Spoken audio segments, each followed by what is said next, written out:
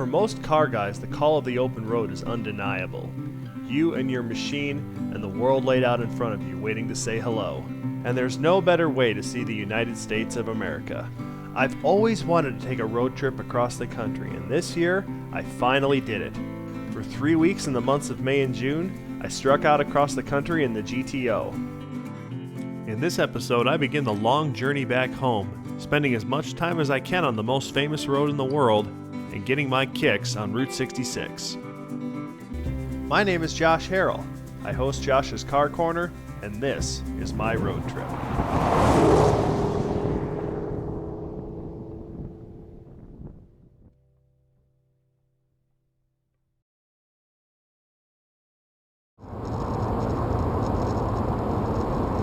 Okay, I've finally gotten started on Route 66. It's Wednesday. I finally found it on the north side of Victorville. Here it's called San Bernardino County 66, or the National Trails Highway. But this is actually Route 66, so I am driving on it now. The next stop's going to be Barstow, and we'll see what's in Barstow and just keep going east from there. At some point I'm going to start crossing the Mojave, and I got plenty of water, and if I need to I'll get some fuel. Oh, and I just set on the road, Route 66. Brilliant. Okay, so the journey begins. Okay, I just stopped at a place that I saw Carl Pilkington stop when he drove Route 66 across the country. It's this thing that someone set up. It's just bottles. Just thousands and thousands of bottles set up. I don't know if it's some sort of exhibition of art or what it is, but I'm going to get some pictures of it here.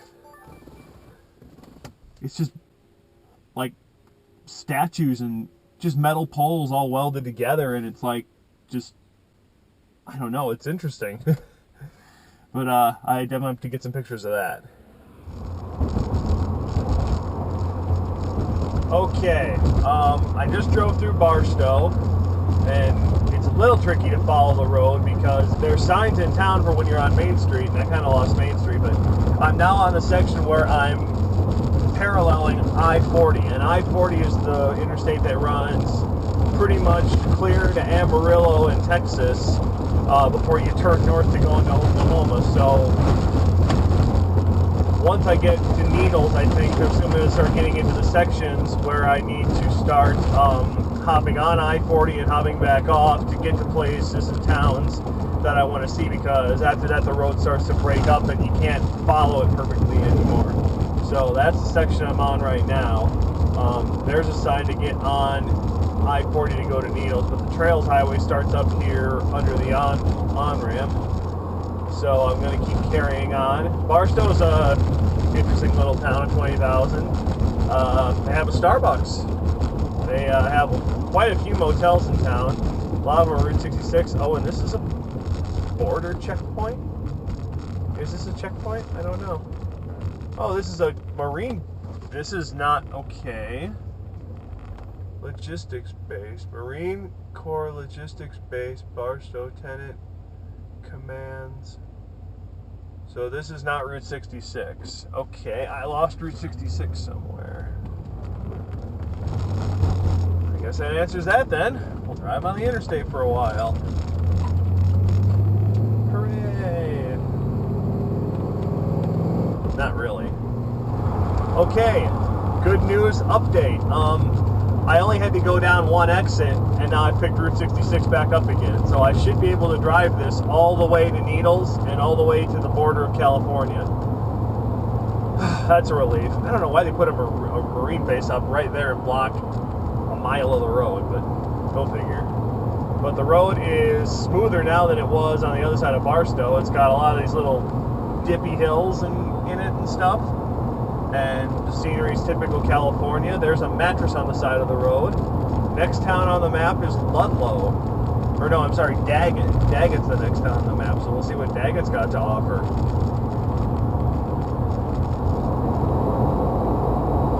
Okay, well I drove through Daggett. There wasn't too much there. Now I'm just on a pretty flat stretch. I was on a stretch with those little quick rolling hills. You know those little hills where you catch a little bit of lightness and you feel weightless for a second? It's just about 6 or 7 miles of just that. That was brilliant. But now I'm just on this flat, straight bit of stretch. It's a nice, smooth road, and there's nobody. There's nobody on the road. So and the great thing about that is you can go as slow or as fast as you want. And because it's flat and straight, if you do come up on someone and they're not going as fast as you'd like, you can just pass them. So this is brilliant right now. I mean, I'm driving 75 miles an hour on Route 66, and there's no one here. And this is just as good as the interstate, except there's history here. I mean, when I think about all the people that have driven this road over the years of its existence, when I think about how much traffic, how many people this road carried, it's mind-boggling to think that this was the only road, and that interstate to my right wasn't always there. And this is how you got to California, and this is how you got across the country, is roads like this. On a road like this, boy, I can just see people whizzing along, probably the same speeds I'm going, just making time.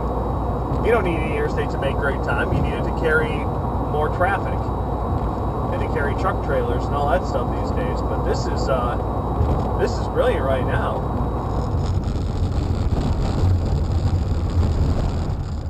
Okay, there's an on-ramp coming up in 1 mile, and I will be getting on it because this section of the road is pretty much undrivable unless you have like a truck or four-wheel drive with or big tires with a lot of sidewall. This section of the road is just undrivable now. I wouldn't be surprised if it isn't open much longer.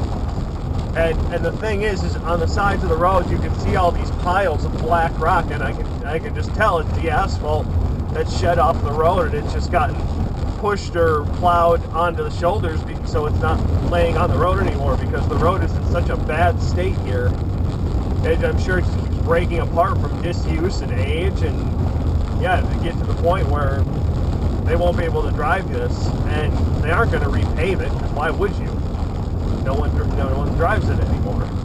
So that's a shame. I might be one of the last people that drives on this stretch of road before it gets closed, but I've slowed right down. I'm down to 25 miles an hour, basically, just limping to this exit. I can see it coming up, and yeah, I'll keep an eye on the road and see if I see cars on it, and if I do see them, I'll get back on. But yeah, this section of the road is pretty much gone.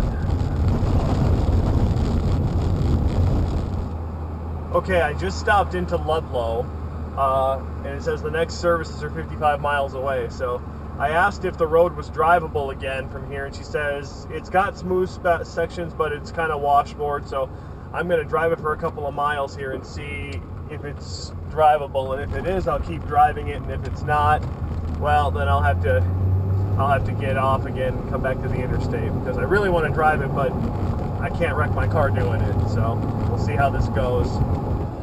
Well, I've gone 2 miles, and the road is very drivable. It's very smooth, but now I got to cross the train tracks, and there just happens to be one of these mile-plus super trains going by right now, so I'm waiting for that to pass through. You can see I-40 out there, and there isn't even that many cars on it. Just absolute desolation out here. If you were to have a breakdown out here or out of gas or something, especially on Route 66, you'd be in a world of hurt. You'd have to just hope for another Route 66 enthusiast to come along if you broke down. So I guess it's kind of a risk I'm taking to savor a little bit of history here, but at the same time, it's part of the journey is the adventure, I guess. So I take that chance. I have to have confidence in the fact that I built this car to handle the heat, which is really not that hot right now, and handle the road if it gets bad, and keep on trucking. So off we go.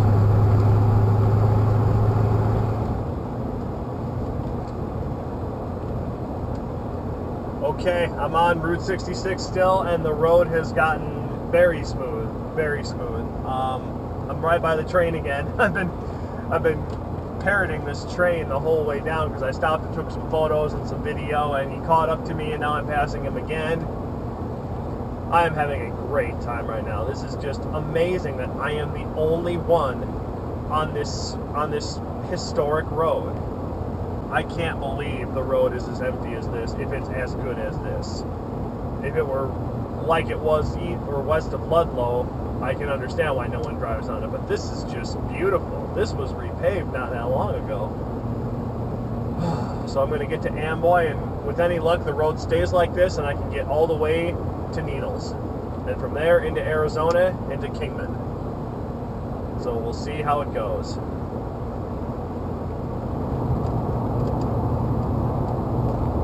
Okay, so running along the road here for the last 10 miles is this mound of dirt that's at an angle, and people have taken stones and spelled things out and just left them there on the sand. And I just think about that and think, that's going to be there forever, unless someone comes along and changes it, because it doesn't rain here in the desert, and it might get windy, but the stones are big, so nothing's going to blow that away, and they're not going to erode. So if you wanted to stop, you could spell out something that would be there forever. So that's kind of cool. And again, the road continues to just be straight, straight, straight. It's been a straight line for at least 20 miles now, and it's smooth and it's flat, and I'm seeing more cars on it, which tells me it's in good shape farther down. This is the way to cross the country. I'm just convinced of it. This is awesome. I'm having such a better time on this road than I would be having on the interstate right now. I just know that. Eventually I'm going to have to stop and start taking pictures of more of these things I'm seeing. Like there was an old cinder block building, or the skeleton of one, and all that was left was the cinder block walls. And everyone had graffito tagged their name on it or something, but then there's also something painted on the front that says US 66, and no one's touched it. And that's beautiful, I think, that everyone would sign their name or do something to graffito the wall, but they won't touch the Route 66 sign, and I think that's great. So I don't know, I'm just having such a good time. I can't stop smiling and be in wonderment at what's going on. And apparently I'm going 67 and the speed limit's 55, and that's not enough. These people are passing me now. I could go faster, I suppose, but I'm just enjoying the views too much and the drive and everything, so I'm just going to keep trekking along here.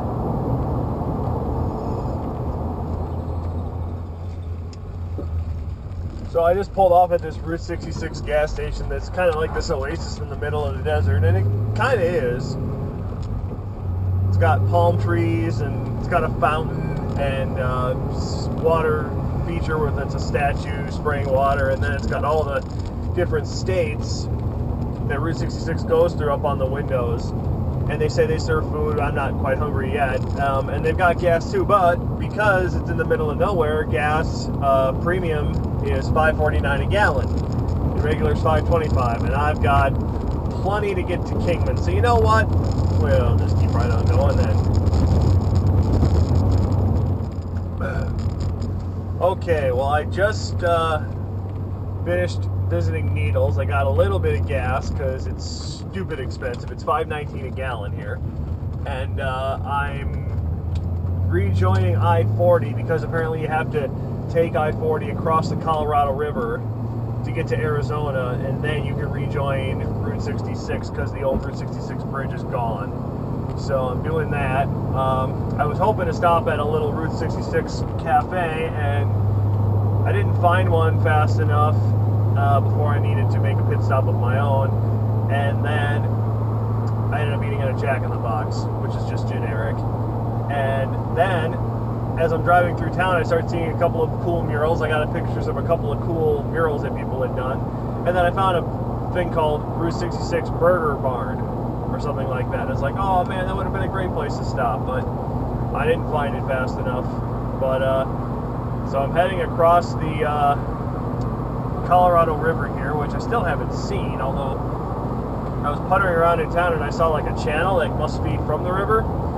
So I'm heading toward that. Kingman's 62 miles, so that gas I bought is going to be necessary to get there. So I just got to find the river, cross it, and then I'll be in Arizona, and then I will be able to rejoin 66. Okay, I'm now in Top Hawk, Arizona.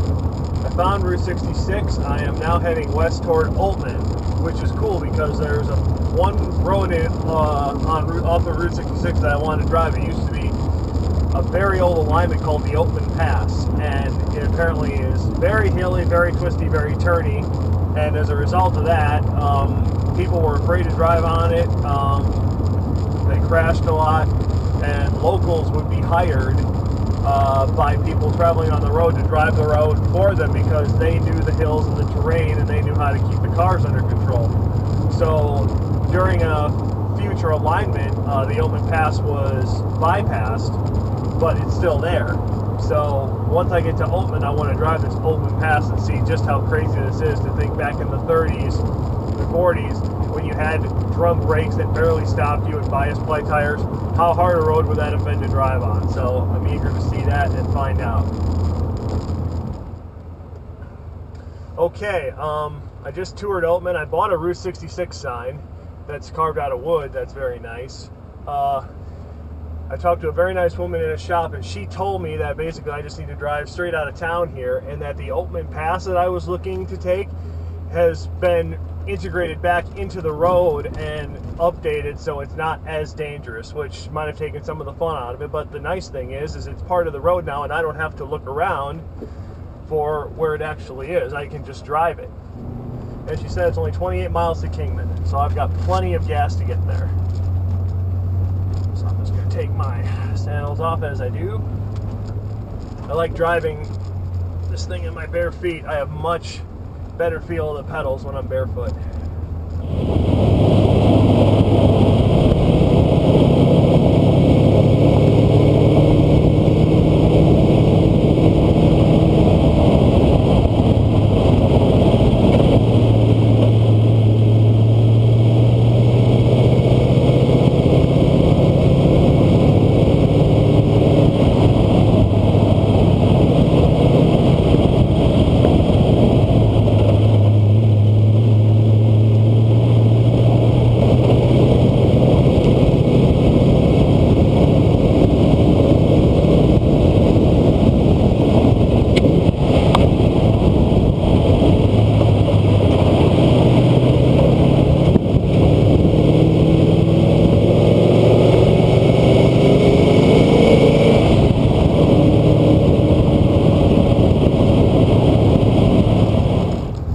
Okay, I had to turn the camera back on because the view outside my window was absolutely breathtaking. Hopefully you can see it as I go around this corner here. I reached the top of the pass at 3,500 feet. Now I'm on the way back down. I can see why this road was considered to be dangerous back in the day, because if all you've got is bias ply tires and drum brakes, they're going to overheat really fast on a road like this. And when you have old American engines with not a lot of compression, so therefore you have little to no compression braking, and all you have to rely on is your brakes, boy, that would make this a scary, scary drive. I understand why they paid locals to drive them up and down the other side, because they knew how to drive the road. And yeah, in an old car you couldn't take this in anywhere near the speeds I'm taking it, and I'm not even pushing it because I don't want to wreck my car and not get home. But I am going at, I would say, slightly faster than posted speeds, but not much faster, because this is a hairy road. A lot of second gear switchback corners.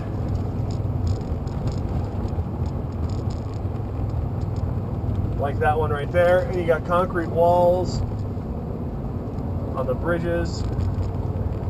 So I was at 3,500 feet. Now I'm only down to 32. Oh my God, the view into the valley is breathtaking. Should be able to see that on the outside camera pretty well. Oh, what a fantastic bit of road. If it weren't for the fact that there were other people on the road and I had the balls and I lived around here and had a little practice on this road, I could have some fun. But I mean, I'm having fun, but I could really have a lot of fun. Wow, what a road. Why can't we have roads like this in Wisconsin? Oh yeah, because we don't have hills and mountains. Well, you are constantly on it too. You can't go more than 200 feet without seeing another corner. This is brilliant. I'm glad I have engine braking. Wow, what a road. Now can you see that view? Look at that view. What an amazing, amazing view.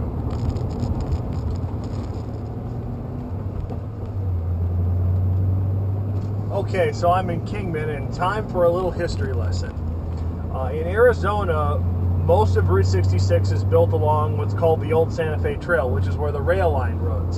And the Santa Fe Trail was built on the 35th parallel, and what that means is it was built at latitude 35 degrees north. So everything, for the most part, runs west and east along that parallel, save for where it has to weave through the mountains. Everything in Arizona so far has been marked very well. The road's been in decent to good shape so far, and the next big town to come to is Seligman, or I don't know exactly how you say it, but it's 83 miles away. All I gotta do now is find some petrol and get filled up. Gas is super cheap here, so I'm glad I only put 20 bucks in at $5.19 a gallon, because I already saw a sign for regular and let it to $3.29, so that means premium's not going to be much more than $3.59, so that'll be a lot cheaper. Well, I just stopped at the Hackberry service station. It's in between Kingman and Seligman. It's a pretty famous service station. It's right on the highway. It's the only thing for miles. You can't miss it. All kinds of cool old signage. Lots of cool old gas pumps. There's a sign, my favorite sign is a government certified premium fuel. And there's some really cool old cars there too. There's a couple of old DeSotos, but the coolest car, and one I have never seen outside of a picture, is a Mercury commuter wagon. And I talked to the guy inside, and he said, lots of people have offered me money for that car and offered me money just for the windshield. And he said the windshield is, somebody told him it was worth $2,900 because those cars just do not exist. And he won't sell it, it's priceless. And I respect him for that. So that's very cool. I got a really nice picture of the car out front that I like, that might end up going on the wall. The cool thing I bought is a new suitcase. He was selling Route 66 suitcases in there, which are kind of a novelty, I admit, but it's a big full-size suitcase, and it was only 50 bucks. I mean, you can't get a big full-size suitcase for $50 anywhere. I couldn't even buy a decent carry-on bag for less than $100, and he had a 3-piece set that was $125 for all three, and they all fit inside each other. I didn't need 3, but I have needed a nice big new suitcase, so now I've got one, which is cool, and it says Route 66 on it, and I admit, it's a bit of a novelty, but hey, $50 for a suitcase, I'm not gonna complain too hard about that. So very, very cool. The road is smooth, it's beautiful, it's empty, awesome, and I am still just trucking on. So I've started my climb up into the mountains too. The highest point of Route 66 is in Arizona. It's like 7,200 something feet, and I'm at 3,700 right now and climbing. So I'll get up to altitude again tonight, which will be nice. Flagstaff's at altitude. I think it's at least 5,000 feet. So that should mean some fairly decent air temperatures, and that might mean I can camp tonight, which would be awesome because I wanted to camp on Route 66 at a campground. So hopefully that works out.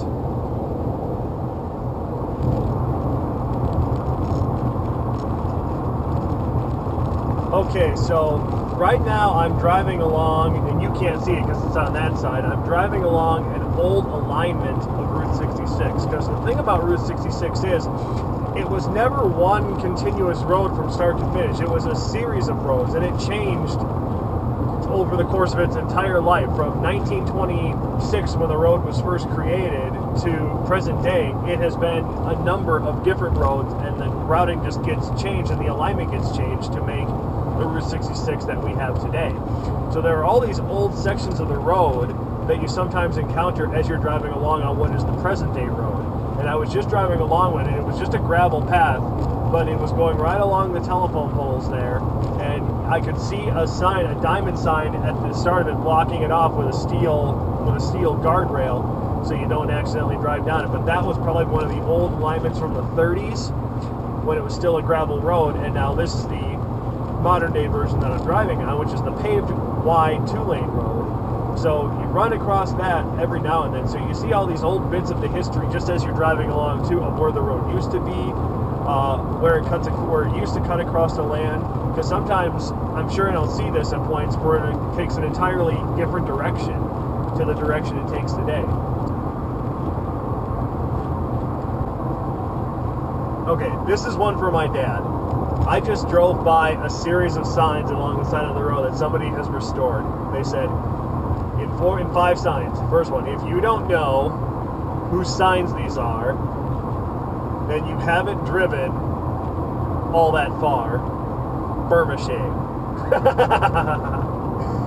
That is the kind of stuff I thought I'd see. That classic advertising. And the fact that somebody's gone to the trouble to restore those signs and put them back on the road, even though the company is not in business anymore. That's just awesome to me. That's just awesome. This road is so straight.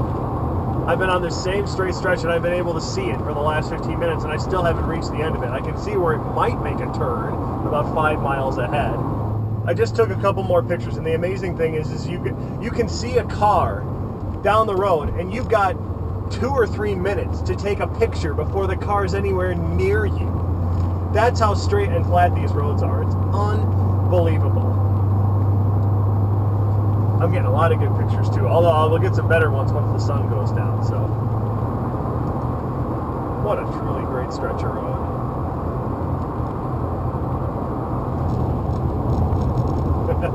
Okay, there was one more of those Burma shave signs. I stopped photographing them because they've just come every 5 miles, but the last one was great. It said, just this once and just for fun, we'll let you finish what we've begun. And then it was just 4 question marks at the end. It's like, well, if you don't know by now. Oh, those are hilarious. Whoever put those up, that's great that they did that. Those are a lot of fun. You know, coming up on 40 again. I saw 40 in Kingman.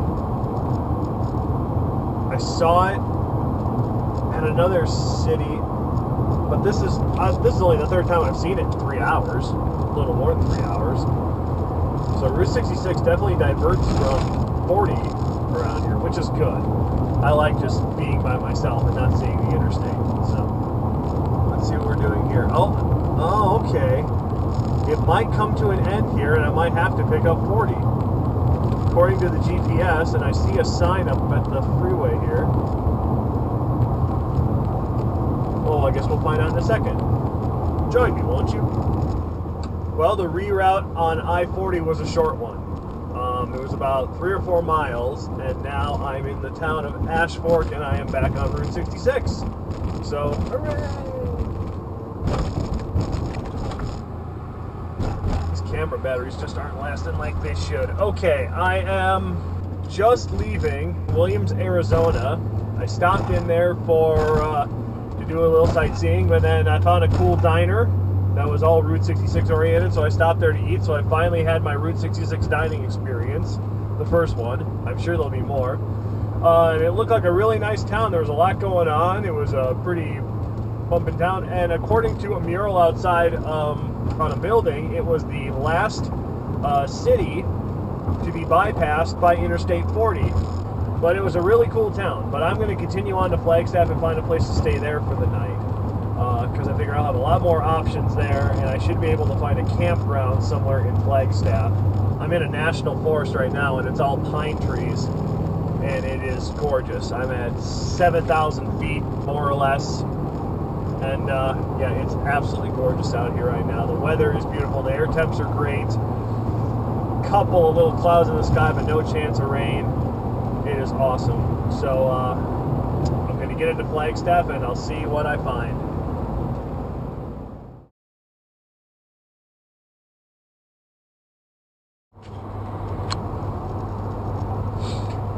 Well, good morning. I just left Flagstaff and got back on Route 66 out of town. There's my first bad section of Route 66 in Arizona back there. It's just some bad patchwork on the road, but it's smooth now, and I'm coming up to the junction with I-40, and what I'm not sure of is if Route 66 carries on.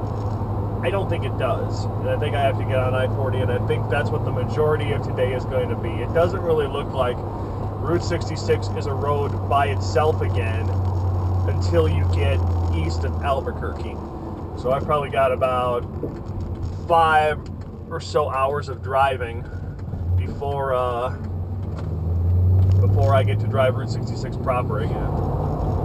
Okay, I just pulled onto I-40 and I'm settling into a little rhythm here. And something has just happened that just got me to thinking I need to make another quick video here. So I've got my phone here. It has started giving me trouble this entire trip. I mean, the battery barely lasts more than a day anymore, and now when I just closed it after checking a text message, it just restarted all on its own. My GPS is just about dead. The charging cable doesn't work anymore. Every now and then it says off of me, it's running on backup battery, and I have to pull the cable a little bit, and then it starts working again. Joe's GoPro camera, which I'm recording this on, has been giving me trouble the entire trip. Half the time when you try to start a recording, it freezes up, and the only way to turn it off and reset it is to take it apart, pull the battery out, and put it back in. The only thing that has been constant and not giving me any trouble at all is the car. I mean, save for the problem with the half shaft, which was my fault for not tightening bolts properly. The car has been the rock. That's the way it should be, I suppose, but it does give me a sense of comfort that I can rely on the car, and the car is the thing that's going to get me across the country and get me home. All the other stuff is just secondary, really. I could get by without the GPS, and I suppose if I really needed to, I could get by without the phone, but I really can't get by without the car, and the car's been the rock. Well, I just saw Meteor Crater.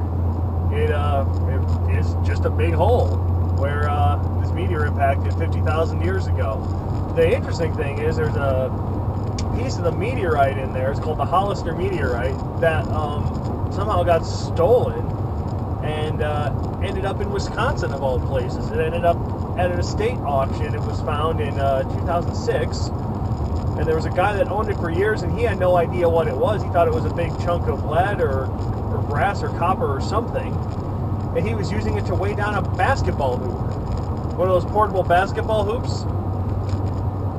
So in 2006, he tried to take it into a salvage yard or something and find out how much it was worth, and they said, well, it's not any metal from this earth. So he started doing research and found out it might be from a piece of meteorite. So he got in contact with the museum in Chicago, which has the biggest piece of the Hollister meteorite in existence, and they looked at it and said, this is the basket meteorite that was stolen. So he worked with the museum, and through them they got the piece of the meteorite back to here to the Meteor Crater Museum. But I thought that was kind of interesting that a piece of the meteorite here ended up in Wisconsin. Go figure. But I'm back on the road now, and my next stop will be in the town of Winslow. Eagles, anybody?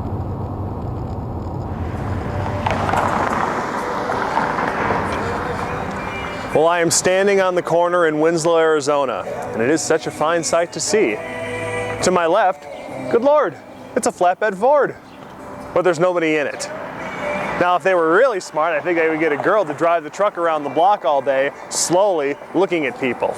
That would really complete the whole spectacle of the song.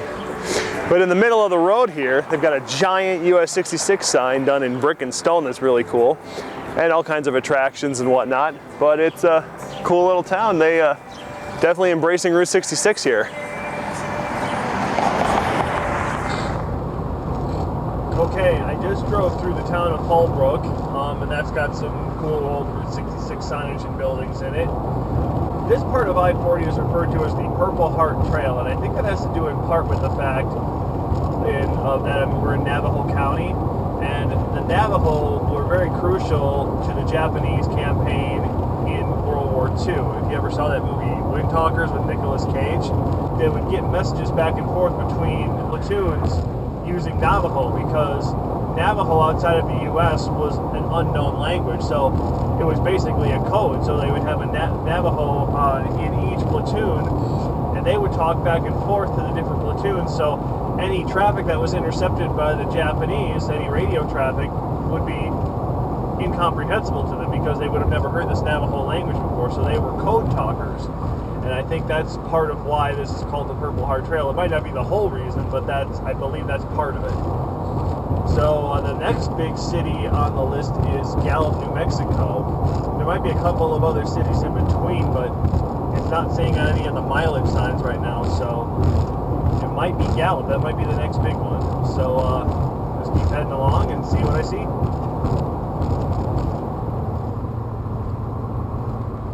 Okay, I am driving along. I left Gallup. I'm actually on Route 66 right now, although it's not marked as Route 66. It's referred to as New Mexico 118. New Mexico doesn't put up a lot of the signage to let you know that you're driving on Route 66. There was a bit in Gallup, and that was about it, really. And the street sign said Historic 66. But this is Route 66 because my GPS says it is, but it's not marked that way. So trying to stay on it, I think it's going to be kind of tricky in New Mexico if they haven't really clearly marked what Route 66 is. So I'm going to do my best. The interstate's just over there, about 100 yards.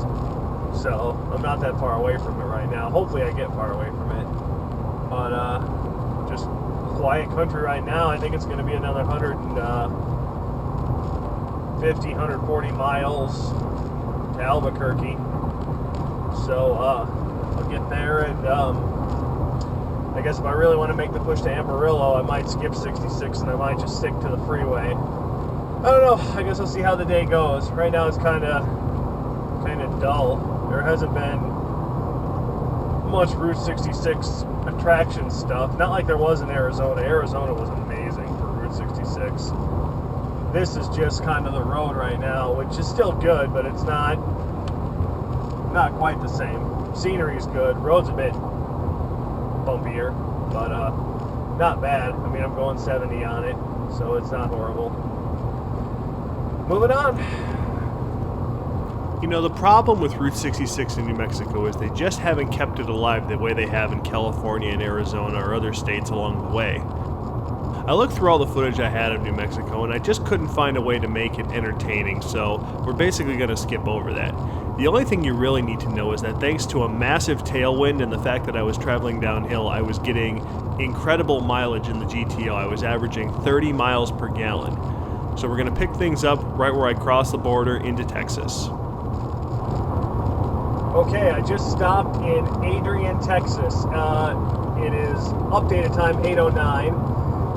The midpoint Route 66 cafe is there. It is the geomathematical midpoint on the road between the termination point in Santa Monica and the termination point in Chicago. 1,139 miles each direction. So the place was closed up. It's only open 8 to 4:30. But the guy was still there, and he saw me walking around outside taking pictures, so he opened the door and let me in just to walk around and snap pictures. And I really wanted a piece of the pie, because it's homemade pie, and I'd heard things about it. So there was still some pie in the cooler, and I asked her if I could have a piece. He said, well, no, I got all the dishes done for the day. And I was like, oh. And then about a minute later, he said, well, I suppose I got dishes to do. I'll make you a piece of, or get you a piece of pie. So I got to have a piece of the homemade pie, which was good. And I got another postcard, a midpoint postcard, and I got a license plate for the end of the journey that I'll be able to put on the dash with pride when I go to car shows and stuff. This vehicle traveled the entire length of Route 66, which, for the most part, it has. If you want to be technical, you can't really technically drive the whole thing anymore, but to go from Santa Monica to Chicago attempting to follow the road is a journey in itself, and that's what I'm trying to do. And I will do it, because I've got the car to do it, I've got the determination to do it, and now that I've gotten halfway, I'm reinvigorated, and I'm in Texas, and the road, he said, is pretty much complete all the way through Texas, which is nice. So I'll get to Oklahoma, where I know there are a couple sections where it kind of disappears, but for the most part, it should be complete there. It should be fairly complete in Missouri, and I know it's very complete in Illinois, so the rest of the drive, and I got 3 days to do it, should be a dawdle, which means I got plenty of time to stop, take pictures, massive wind farm off to the left, and then a ton of dust cloud behind it. You can't see past the wind farm. But I'm excited.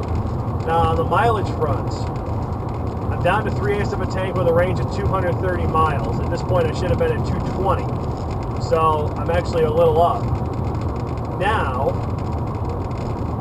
I'm not averaging as good a mileage anymore because the Route 66 is a bit rougher, but I've also slowed down to compensate for that. So, as long as I keep trucking at a pretty constant speed, I should still be on par to get 500 miles on this tank. I can see it, Michigan Avenue on my GPS. It's 3 blocks away. I'm 3 blocks away from the end. Okay.